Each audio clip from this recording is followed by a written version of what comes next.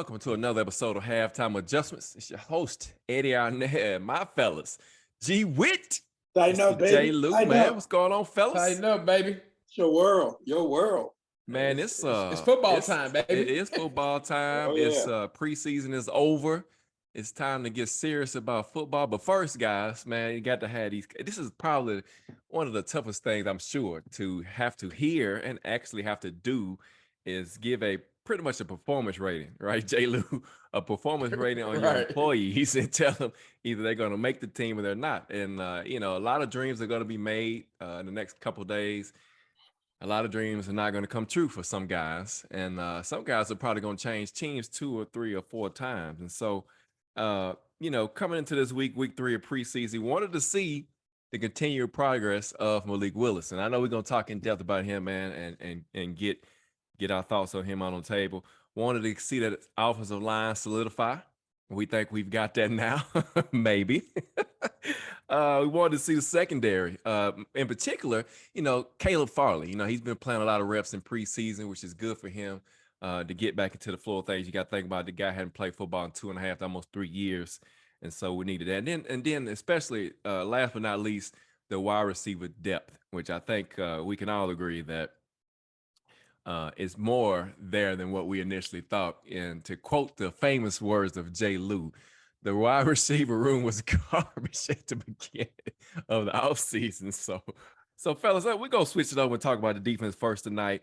And what do we see out of this game last night? And then as we look at each position, let's kind of talk about the 53-man roster as well. And so, J. Lou, I'll start with you tonight, man. Let's talk about this defense, in particular the secondary, to start off with.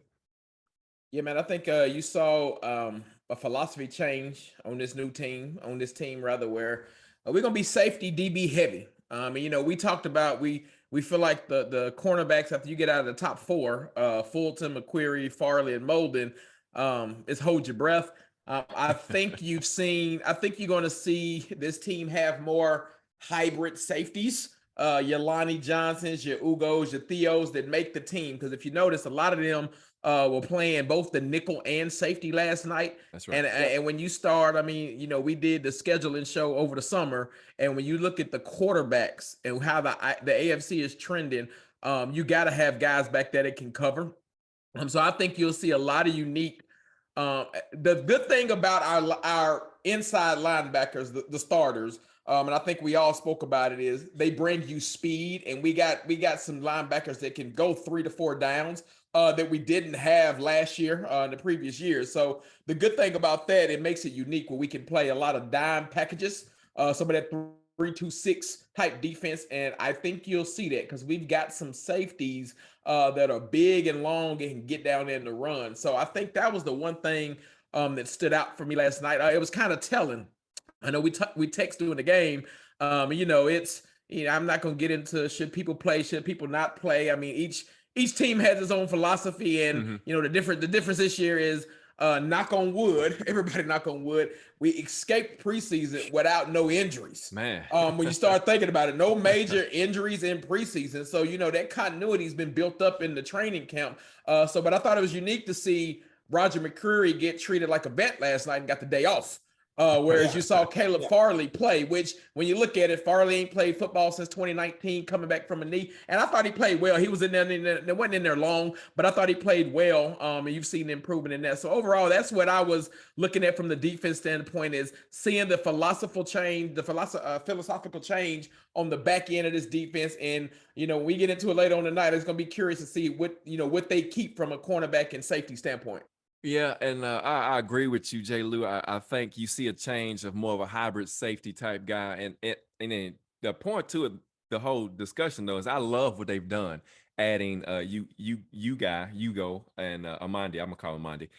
Theo Jackson, of course, the draft. And Lonnie Johnson Jr., G. Witt, that you spoke of, that could probably be that guy that could be the coverage guy on the tight ends that we got to face. So, G. Witt, man, talk to me about this defensive secondary in particular, what you like, what you don't like, or, what's the status? Well, I have to go with J. Lou on that one. I think we are going to be safety heavy because the corners that, played last night, they left a lot to be desired. Other than really Caleb Farley. Mhm. I thought Caleb Farley played a really good game. He played most of the first half, and I thought he did a good job. But overall, when you're talking about somebody like a Greg Maben, who's supposed to be a vet, man, gets toasted. I thought, let's see, Trey Swilling. I mean, he didn't really show anything. Of course, Chris Jackson is out; he's hurt. So, Mhm. I just don't see really. I agree with you, Jay Lou. It's going to be safety heavy, though, hybrid safeties that can cover tight ends and can cover the slot guys as well. I thought it was good seeing Ugo Amadi play, and he's only been there a day. Yeah. Couple Got there on days, yeah. Thursday and basically played last night. Lost some containment on the crossing routes, some separation. But I will say this: I saw some plays of him when he played with Seattle, Mhm. and as long as he maintains his technique inside the slot, he's real physical. He has good technique. He's really good in coverage that way. It's just that when he has to play way off man coverage, that's when he runs into his issues. But other than that, yeah, Lonnie Johnson, I thought did a good job. And it's going to be interesting. I thought Theo Jackson was good. He's just a rookie. So Mhm. you can just see where he's not making the reads. He's not trusting his eyes yet, to be honest with you. But a couple of safeties are not going to make it because they can't make obvious interceptions. I mean, we had another one last night. I'm looking at that and I'm like, dude, really? You couldn't. It's just one of them things, man. You got to make those plays. But other than that, man, truthfully, I was impressed with the safeties, but I also was impressed with the linebackers. I thought Campbell and your boy, the doctor, I thought they both did a good job last night, especially on the run. And I'm just gonna leave Rashad Weaver to later because I thought he just showed out last night. Yeah, so yeah, the DBs after that first four, yeah, I mean, you got to toss up whether you have you keep a fifth one mainly for special teams like a Chris Jackson or a Trey Swilling. But other than that, there's nothing else beyond those guys. And then you already mentioned the safeties, both of you did. I thought Joshua Kalu played pretty good last night. I thought he's had a Yeah, good camp overall. I was You know, surprised to see him. yeah, and really like Theo Jackson last night and Amandi. It's gonna be some interesting things because you're talking about really we could keep six safeties, which is probably unusual. I, But like you said, we got the I hybrid actually type have us guys. keep us 6 safeties. I do, I do too. So let me get some comments in real quick because I'm laughing over here. Dion says, "By the time we got on, he been waiting here since the end of the game last night." Good to see you too, Dion.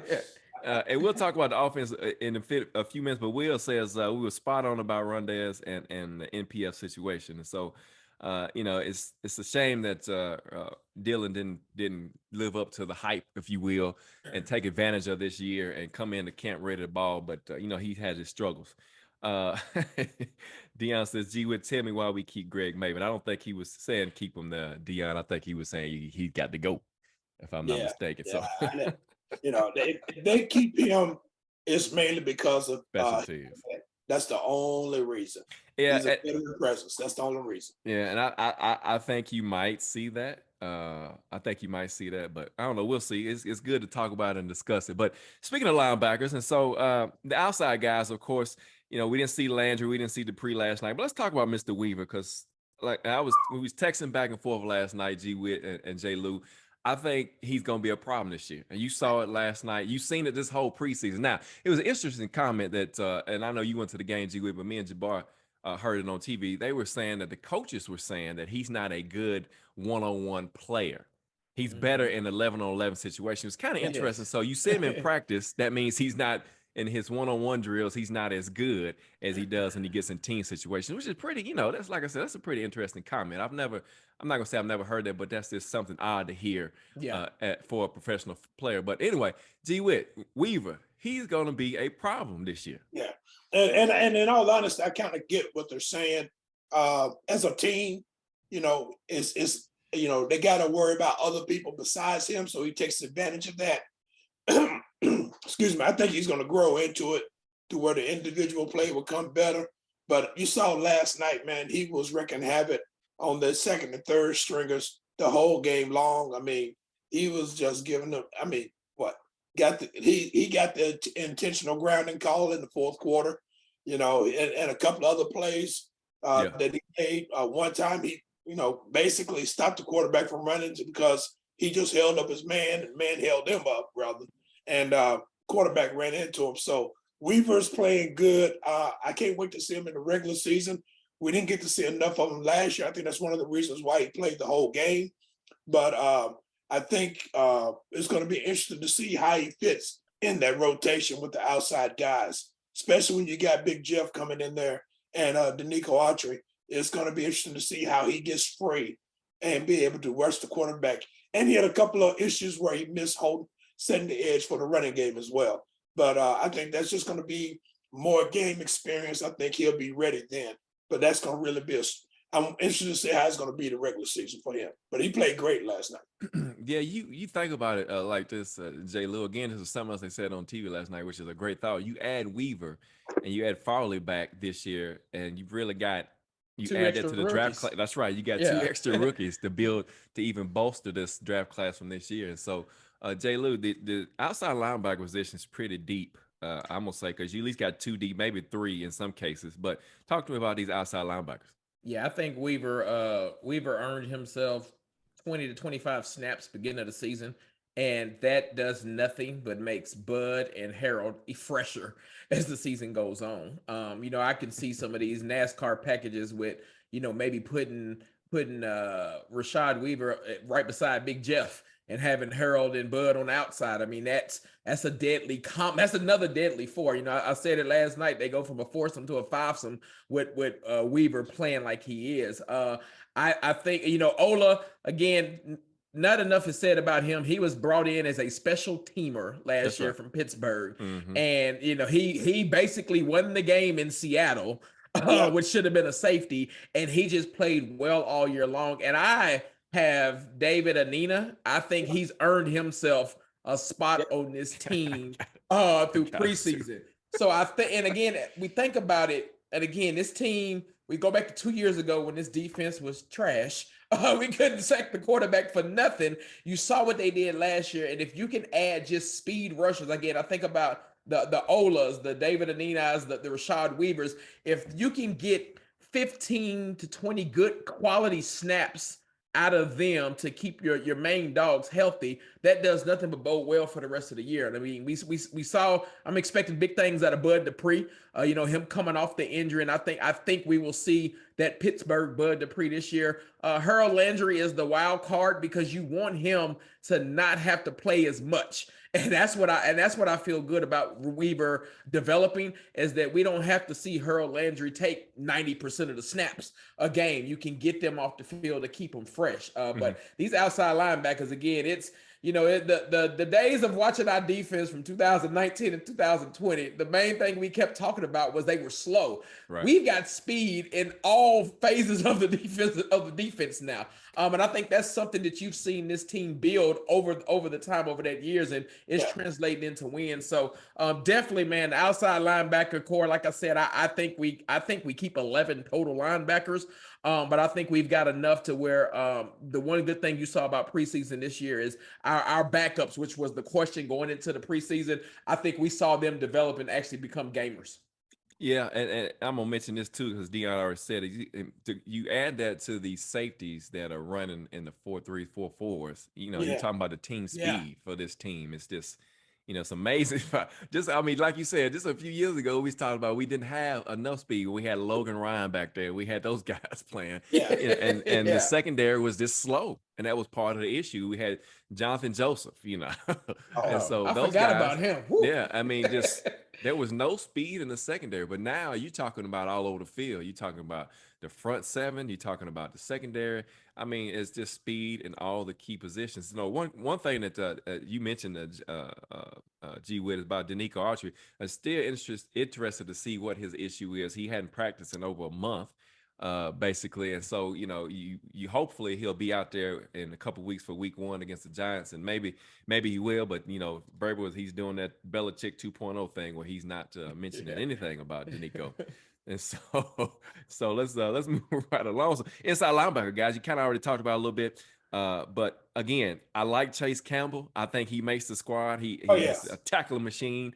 Yes. I mean, so Jay Lou, you talked about it last week that all three of us we talked about the lack of inside linebacker depth coming into this season, and now we feel pretty good because now, I mean, minus Monty Rice, who's on pup list for the first 4 weeks. I mean, you got Campbell, you got Long Cunningham, you even got Jones that's showing he's having a good preseason. So the inside linebackers have changed as far as that goes for our viewpoint. Is that I would say.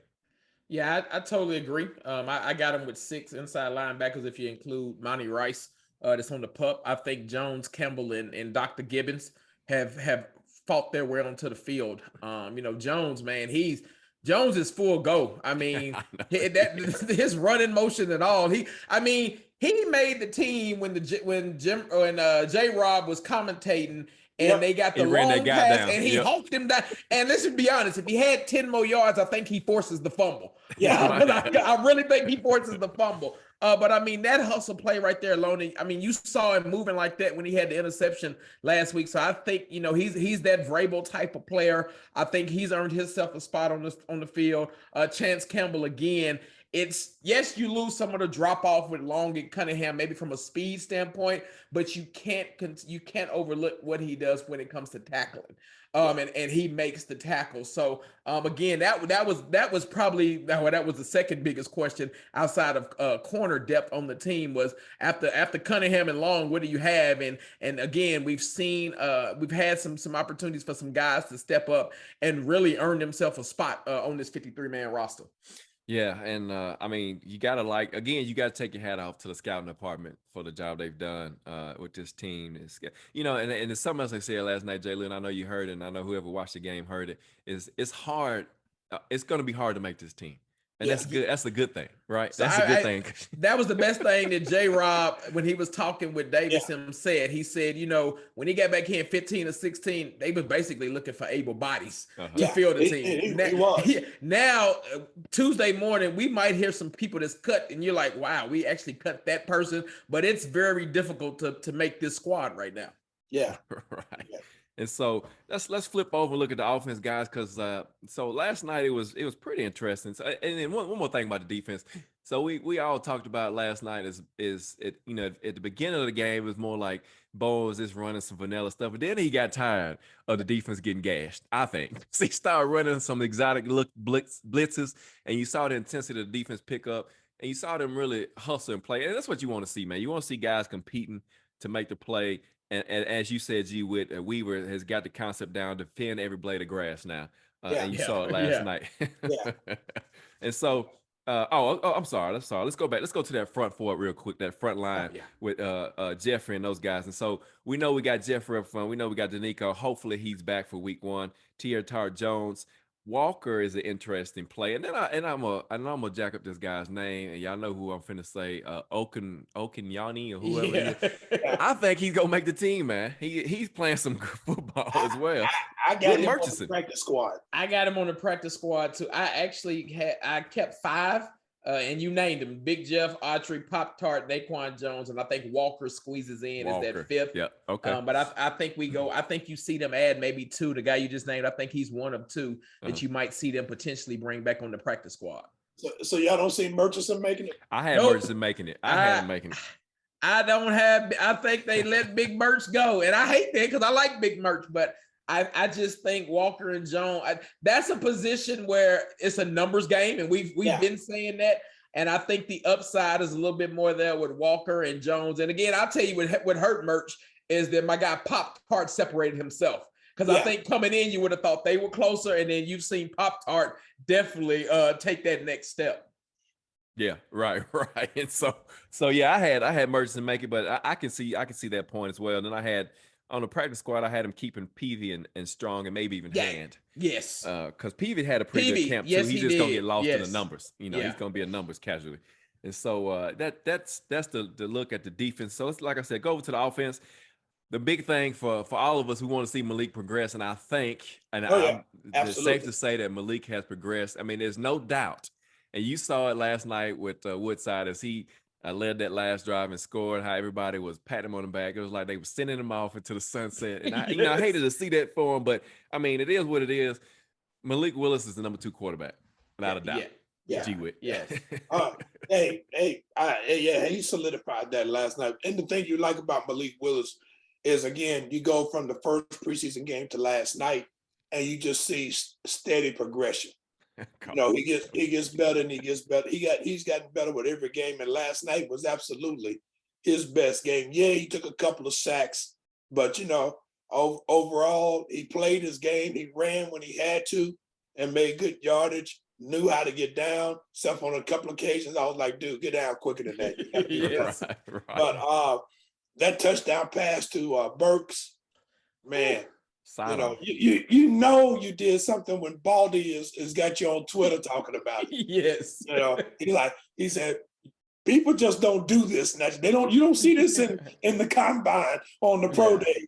That sidearm pass, he threw it with some heat, and Burks with those huge mitts caught that bad boy in stride and kept on running. And that's the thing, we're gonna see. That's gonna be his progression. He's, as the game slows, you can see that he got used to the game, and the game kind of slowed down for him. Mm-hmm. And in the preseason, now we know regular season is a different speed altogether, but you saw how he was able to start making his progressions, making his reads, and actually starting to feel comfortable playing. He wasn't as uptight as he was like we saw against Baltimore. So, I just think, you just want to see that steady progression throughout the season, because there's going to be some games he's going to get in. Mm-hmm. Which if he's the number 2, I think that's going to be great, because that'll get us some live action. If we happen to be lucky enough to be blowing somebody out, which the Titans never do, he might be able to get in and make a few plays and make a few runs and do a few things for us. But I thought Malik Willis did great last night. And where it came from, right. And I agree with you, Dion. I don't think any of us are saying he's there yet, but he's definitely number 2, and he still needs a lot of work, because you can still, like you said, G-Wit, he's still holding the ball too long. He's patting the ball. But, man, I mean, nobody can deny the fact that guys got talent out of this world. Yes. And them sidearm throws are just beautiful to see. I mean, although it's unconventional, unless you're a Pat Mahomes, I mean, this guy can throw the ball from all angles. And we saw it. He can throw it on the run. I mean, he's got wheels. He's got shakes. He's juking people. So it's just going to be interesting to see, man, as he progresses through his career. If how he does, and is he going to be that gunslinger, that young gunslinger, as the AFC is stacking up with all these other teams that with the Titans have found in this draft. And I know we all agree that at Woodside he's practice squad at best at this point. But we'll see. And then what about running backs, J. Lou? We know we got Henry. Hilliard looks good. Haskins finally got the message. He played good last night. He's running the ball tough in between the tackles. And I think the numbers game just pushed Chestnut on the practice squad. I 100% agree. Yeah. I was going to say Chestnut is going to be one of these preseason heroes that we try to get on the practice squad, because I think they keep Henry, Hilliard, Haskins, and Torrey Carter with only 4 running backs. Mm-hmm. And Haskins, the one thing I think that separates Haskins and Chestnut would be Haskins' ability to catch the ball out of the backfield. That doesn't go enough. That goes unsaid enough. And again, that gives you another dynamic weapon. And again, I think he solidified his spot with the horrible 4th down and 1 call that he somehow got after he got hit 3 yards in the backfield. Right. I actually had deja vu, because I'm pretty certain we ran the exact same play in the exact same spot against the Bengals, and it didn't work. So that needs to get out of the playbook on 4th and 1, and you're in shotgun, but don't get me started on that. Oh my Lord. I know it, man. I know it. But seeing Haskins run hard, and Hilliard again, he's been seeing him behind that starting line, man. He's brought. We saw what he could do last year, and then you got him this year on a whole offseason program in the system. So he's a great backup to Henry. Again, I think we've got the running backs. When we first talked about it with them drafting Haskins, you want to be able to give Big King Henry 20 to 25 carries a game in the beginning of the season, not 35, 40. I mean, we don't need that. And I think you've got the running backs behind him that can spell him 10 to 15 carries a game where you could still run the ball about 40 times like you want to do as a team. So I think I'm satisfied with what we got. And I think, again, Torrey Carter, yes, he's not going to bring what Blasingame brought as far as catching, but I think he's a true dominant fullback. Like, he reminds me of Lorenzo Neal. He just want to hit somebody. And that's all he's doing when he go out there, is just hit and block somebody. So really feel good about the running backs. Yeah, I agree with you, Dion. He said he's more impressed with Chestnut because he's got more of a quicker burst. Yeah, and you know, like they said, and as we all witnessed too, Haskins he's not gonna surprise you with his explosiveness because he doesn't have it like that. But he can run between the tackles. He's a tough runner. But I actually think he's a little quicker side to side than what people give him credit for. He's got good. He is. He's got good feet. Yeah. And so yeah, we are, and I know G Witt agrees with the running back selection there. So let's look at the wide receivers, G Witt. And you know, and the quality there is better. I'm gonna say it's better than what we started off with. You like to see that Burks got in the end zone last night, and if y'all remember from the previous week against Tampa Bay, that was the same pass route, the same play that Malik didn't even look at him. He was wide open. So, G, well, let's talk about this wide receiver group. All right, so let me just put it out there real quick. Fitzpatrick, if he makes the practice squad, he'd be lucky. You know, he just didn't impress me enough throughout this preseason to me saying he's going to be on the 53-man roster. Shoot, me and Jay Lou said he said his face when he dropped that touchdown pass last night. Oh yeah, absolutely. But I got them really keeping 5. I don't know. My wild card really between the two is Kinsey and Roberson Jr. I don't know if they're going to keep both of them, one of them. I'm not going to keep both. I don't know if they're going to keep one of them or they're just going to put them both on the practice squad. But it was good seeing Bobby Trees out there. Yes. Heck of a catch he made on that. And a route. Great route, too. Great route. And I thought it was a great throw by Malik, to be honest. Yep. And I thought he just made a great catch on it. Rayson McGrath played good. I thought he made a couple of good catches. And yet definitely impressed with Burks, even though he did hurt his wrist. I don't think it's that serious. They had him braced up last night after the game, but can't wait to see how Kyle Phillips is going to fit in with the regular season. But yeah, I got them keeping 5 minimum on the wideouts, man. But the rest of them, Fitzpatrick, Hollister, Kinsey, and Roberson going to the practice squad, man. Yeah, Paul Hollister, boy, he got blew up last night. Blew up. Hey, but he held on to it. He held on to it. And so, yeah, and I agree with you and Jay Lou. I'm gonna come to you and see what yours is. But y'all had Woods and Burks and Phillips, NWI, McMath. And if Fitz makes the team, it'll be practice squad, but he'll be lucky to get that. I think they can just keep 5 receivers and then go with the tight ends after that. See, I put on my behind the scenes hat on this position. Come on. And I kept 6. And I kept Fitzpatrick as number 6. I know why I had Robert Woods, NWI, Treylon Burks, Phillips, Racy, and Dez Fitzpatrick. Now, I put a little asterisk besides Fitzpatrick because you got to remember the 53-man roster is going to come in about 3 waves. Yep. We're going to have the wave that's originally announced at 3 p.m. Tuesday. Then you got to have a practice squad by Wednesday, and you can hit the waiver wire. So I put a little asterisk because I think they keep him on the initial 53, and I think he's the first to release when they look for an offensive lineman or another position of help at wide receiver, depending on who gets cut the rest of the week. So I automatically had the other 3 that you named, G Witt, on the practice squad. I thought they were practice squad candidates. I think Kinsey and the guy we just said got blown up last night, Hollister. I think they're practice squad bets for us, where they give us good looks on Team Scout, and they can give us a game or 2 if we need it.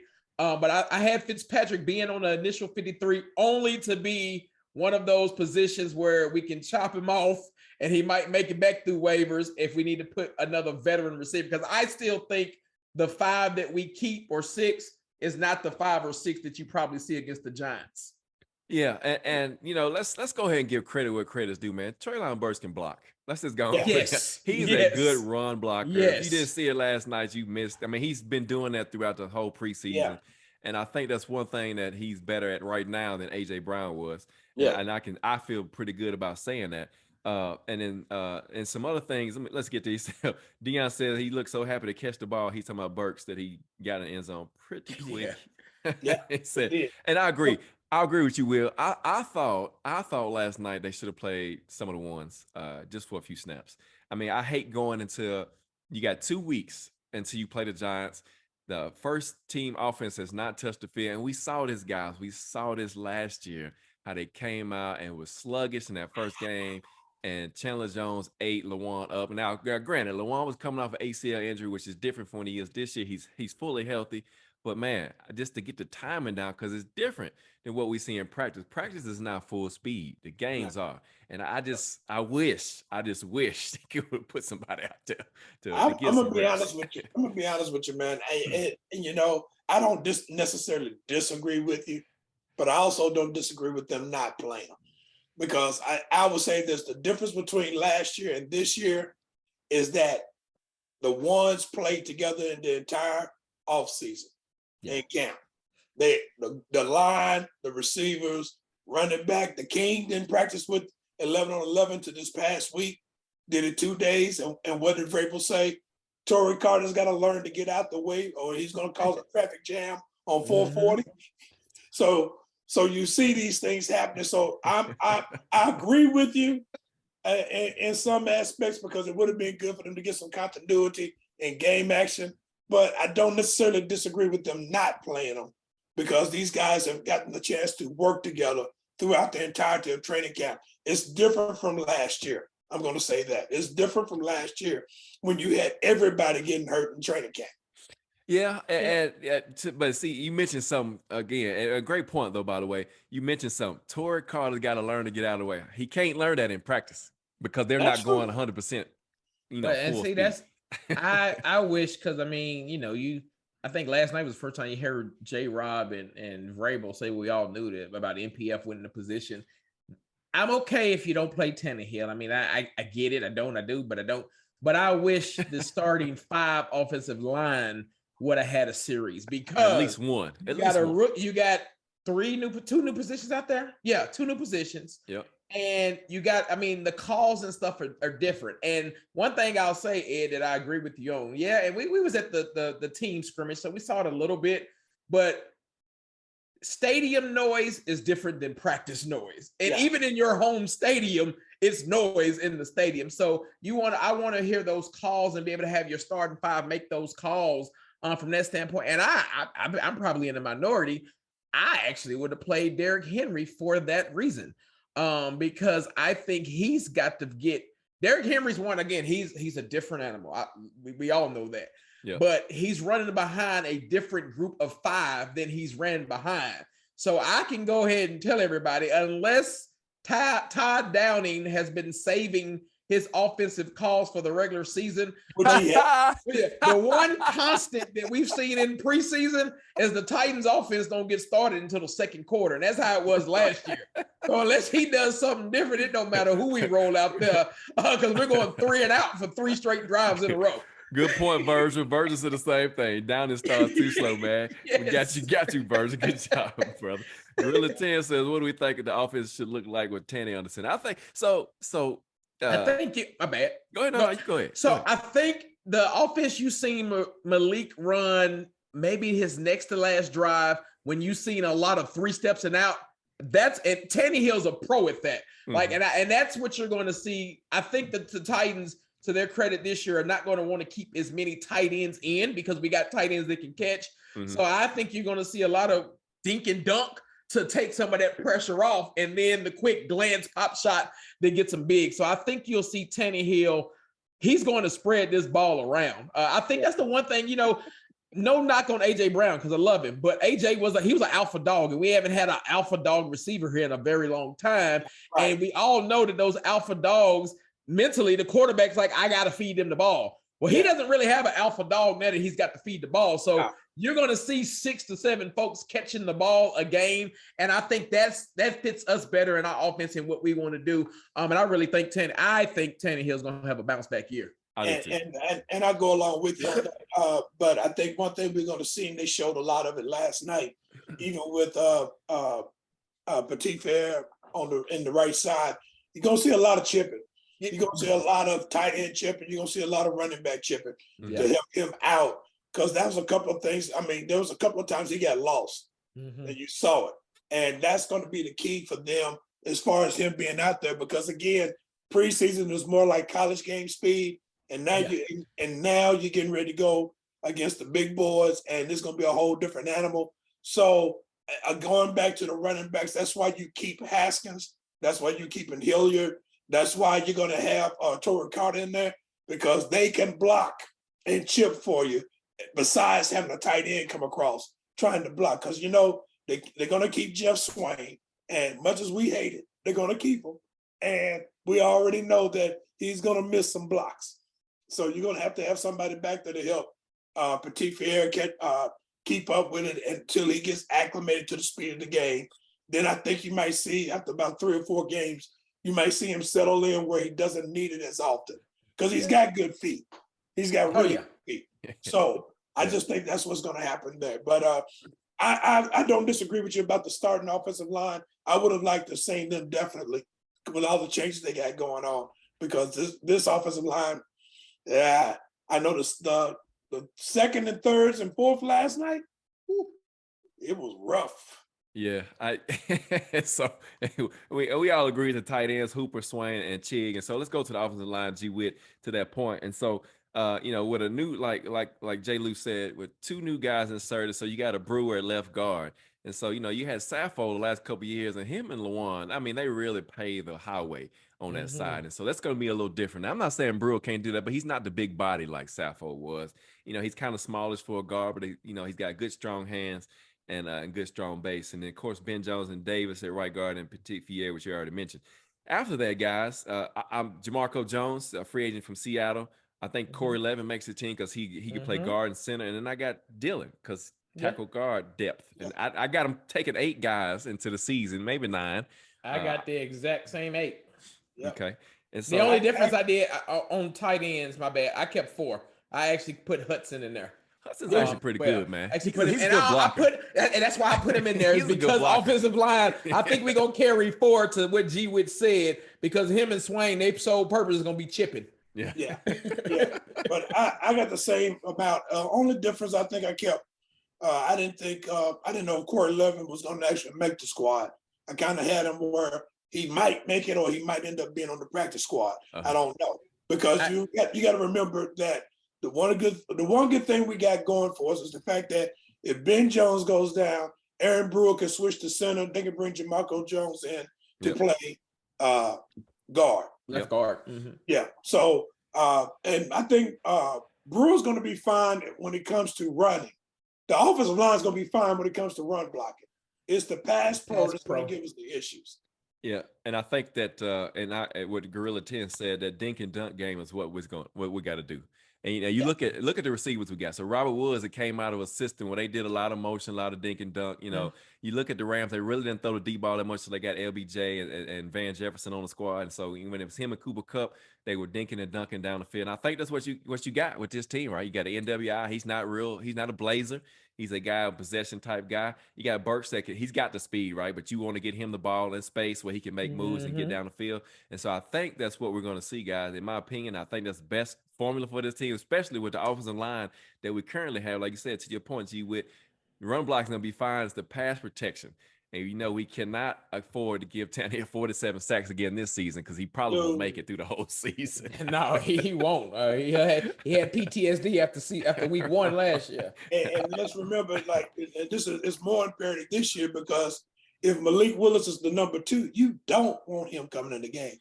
You really don't. No. You don't want him starting the game in the regular season. You really don't. Especially with the offensive line. You don't want that. You don't want to. Well, and just the speed of the game. Yeah. You know, I mean, you think about it. He was really discombobulated against Baltimore in that first preseason game. He was. And you know, he was a little bit better against Tampa Bay. And last night he was actually pretty good.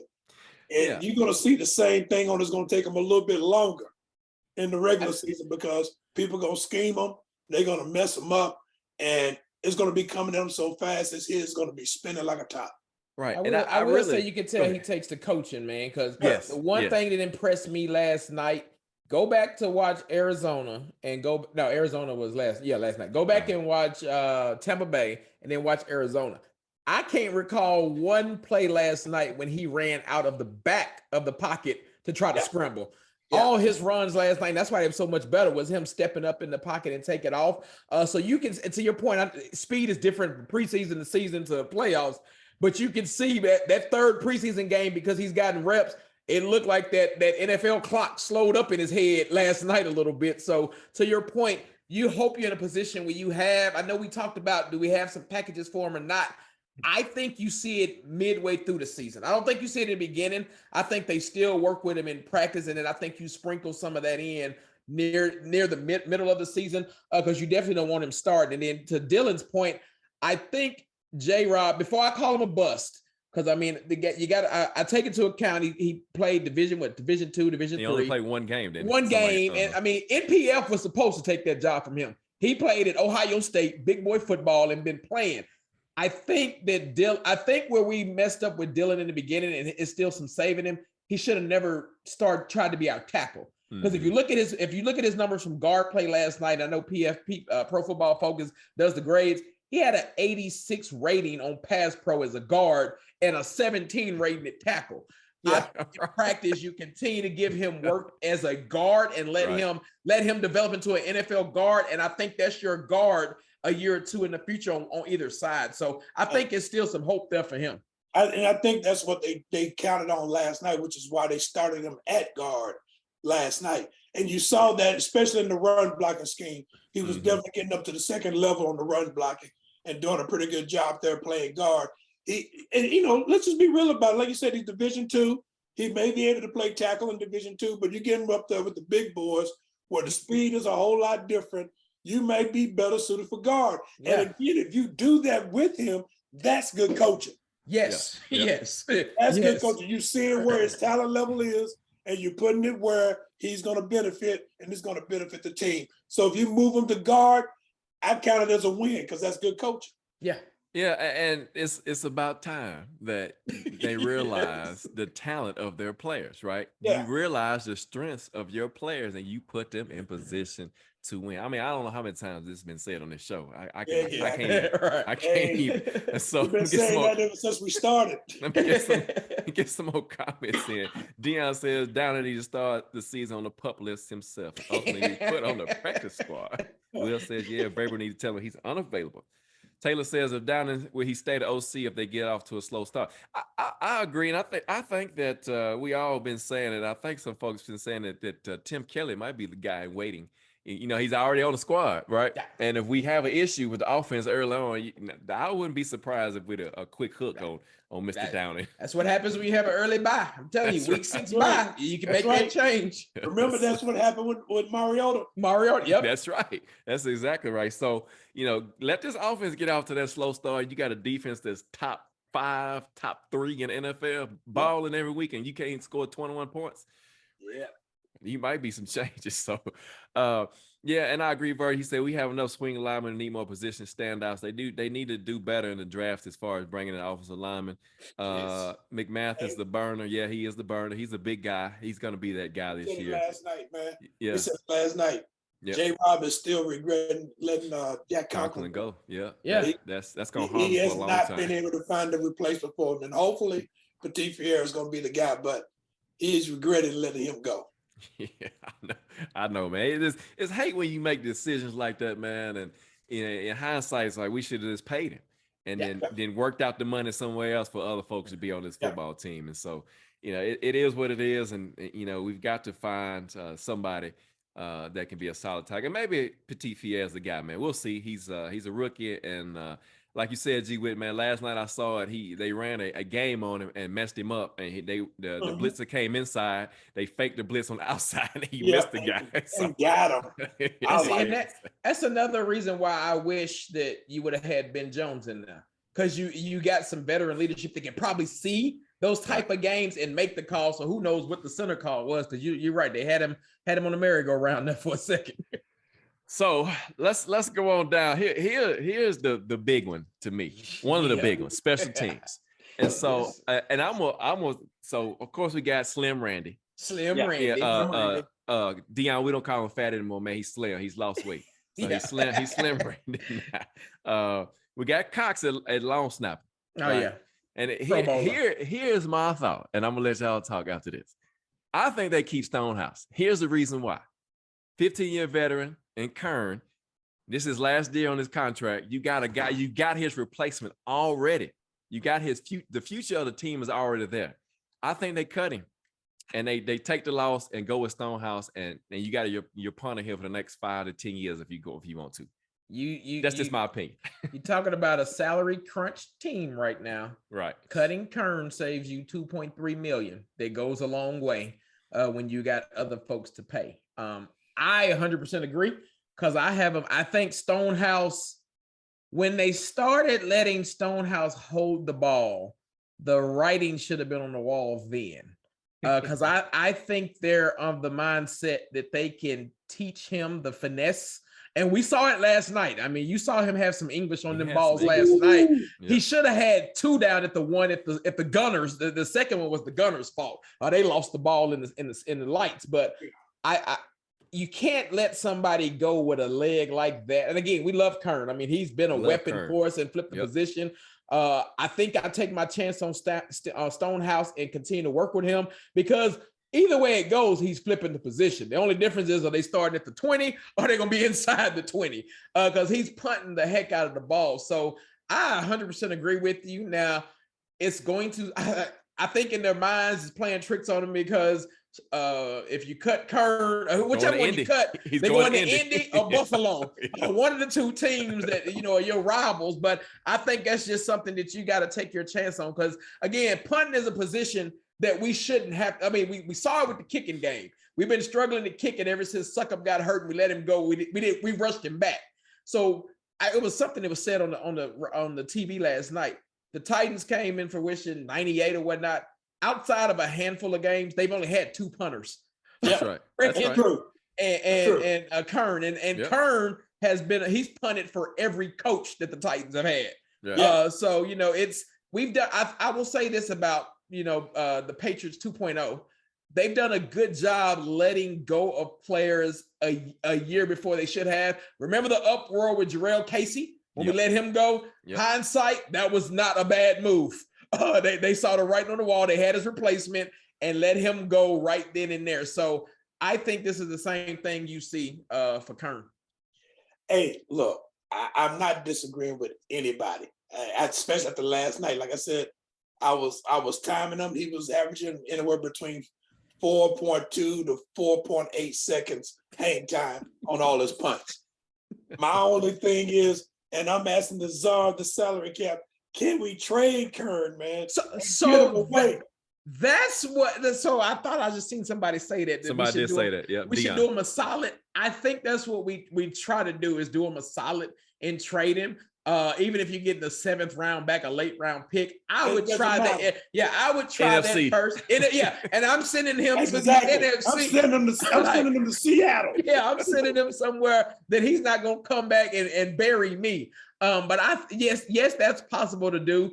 But either way it goes, the 2.3 million comes off the books. And again, when you look at what's coming up for them having to pay, I'll tell you this, and not to get back to the safeties, but it's telling that they didn't re-sign Hooker. That's the one that I thought would have re-signed this offseason. Yeah. Not re-signing him. I think he's on a prove it year, because if he don't, I think that's why you saw so many safeties come in as well. Because we try to find another replacement for him without paying him. So when you think about the folks that's coming up that you got to pay, I let Kern go and keep that 2.3. Yeah, and I don't disagree. I'm just saying my thing is trade him. Oh, yeah. I think you can work out a trade for a low round draft pick or an offensive lineman or something. Yes. Trade him over to the NFC so we ain't got to see him, man. Because you cut him, you're exactly right. It's going to either be Buffalo or Indy. Yes. And we definitely don't want him going to Indy. No. But we got to see him twice in a year because he's going to kill us. Right. So you have got to trade him to get him out of here. I hate to see him go, like you said. Since the Titans have been here, we had Hendrick, then we had Kern. So it's like you're departing with a family member. I mean, come on. Yes, yes. I'm laughing at the comments, man. These guys say all the fun. It's about some Gorilla 10. I love y'all. NFC Seattle. We love y'all too, man. Yeah. Send them to the commander so Taylor can have a punter. He said, yes. There you go. Hey, look, take them, man. I'm telling you, but now that's my thing. I say don't cut them, trade them. I agree, man. You could with so many punt needy teams, which is weird to say, right? I think you can get some back. Like you said, J. Lou, a 7th round or maybe a 6th. Yeah. You could get something in return for Mr. Kern. And that way, you do him right, you do him a solid, and you get him somewhere outside of the AFC. Outside of the AFC. Right. Because we already know who's gonna take him. It's either gonna be the Colts or the Bills, whoever's in it's gonna be whoever's number 1 on the waiver pool, the Colts or the Bills. That's it. It's gonna be the Colts because the Bills are down. Yep, that's true. So it's gonna be that's gonna be the whole thing. But yeah, you got to trade them, man. You can't just cut them. I think that would be a huge mistake. Well, guys, that's our 53, man. Y'all heard our choices. You count them up. That's our 53-man roster. And we'll see how close we are. We'll see on Tuesday when the final comes out. Well, as J. Lou says, the first wave of announcements come out, man. But it's exciting times, guys. We anticipating this team this year just to see what. I'm really intrigued by the offensive line. I think it was writing that says he's still uncomfortable with the offensive line. I am too, because we just hadn't seen them play yet together. With new pieces in the fold, with a rookie right tackle starting definitely this year. Like you mentioned, J. Lou, man, he had some competition though. He's played against some of the best. That's the same thing we can say about Roger McCreary. He's played against some of the best. He's ready. He's battle tested. You think about it, he played against Alabama, those guys, those receivers, Michie and Williams and NPF played against the Michigan boy, didn't he? Hutchinson. Hutchinson. And so, I mean, these guys have played some top-notch talent, and it's going to be interesting to see how they come out in real game action. September 11th against the Giants. The Giants, they've got a pretty stout front four as well. And so it's gonna be interesting to see. But hey, it's exciting times, man. We are here. We made it through preseason. I know one of y'all said without injury. That's good. That's the main thing. Now we've got to get going into week 1. And Downing's got to get through his head that he don't have to throw long fly routes, post routes. Let's run some of those quick game stuff. Get in his head and quit trying to throw that toss play. The toss sweep. That too. That's man. Now, look, somebody call and get Taylor some help. He says Kern for Carson Wentz. Man, please. Oh, man. He crying the blues because he was happy with Wentz when they were playing and when they was out there in helmets and shorts. Throwing the ball all over the place. Like everybody looks good in helmets and shorts, man. Come on. Right. It's gonna get the pads. Carson Wentz can take it to the promised land. I don't know what promised land that is, but he can take it to the promised land. So, hey, we appreciate the comments, the support of the show, man, and the love that y'all show us each and every week, man. Halftime adjustment. Hey, 2022, guys, it's on September 11th, 325, Nissan Stadium. The Giants come to town. First game of the season, guys. It's so exciting, man. I'm excited to see this final 53 and the practice squad that comes out this week to see how close we were on our picks, in particular, and see what kind of depth we got across the offensive line and in the secondary. Yeah, I think that's what he's on the waiver wire for offense. I mean, the player to watch out for on our team that we just hadn't talked about a lot on O-line. Our O-line is going to be as good as it is if Taylor Lewan is back to Taylor Lewan. Because if he can keep working one-on-one and you don't have to worry about that, then that helps you be able to give a little bit of help to NPF. So we need Taylor Lewan to be pre-steroid Taylor Lewan. Yeah. Right. Deion says maybe Kern makes the practice squad. Look, even Travis, man, appreciate Travis said I'd rather cut him than have Wentz on our team. Thank you, Travis. I totally agree with that. Totally agree with that. You got to worry about Wentz. Wentz is now permanent, second or third string quarterback for somebody, if that. Nobody's picking him up. Gorilla 10 said that little toss play gonna win us a game, a big game one day. Okay. I hope Yeah, okay. Look, hold on. So if they're gonna run it, seriously, if they're gonna run that play, put Torrey Carter in the game. Put your fullback in the game, run a toss. Don't do it with single back. No. I'd rather, if they're gonna run it, let's run it with the fullback in the game. I'd rather see that instead of this. That first defender that's coming through the hole, because every time that somebody's breaking free, man, he gets tackled in the backfield. It's amazing. Man, these guys are killing me. Will says on Madden other work. Oh my God. I told you. Man. Hey man, we love y'all, man. We appreciate y'all supporting the show. Check us out. We'll be back next week. Looking at that final 53 man and getting ready for the Giants to come in here to play the Tennessee Titans to start off the 2022 NFL season. Eddie Arnell, G Witt, Jay. I can't believe we got a 325 game for our first game. I know. Crazy. That never happened. Crazy. G Witt, I never wanted wins. Come on, Taylor.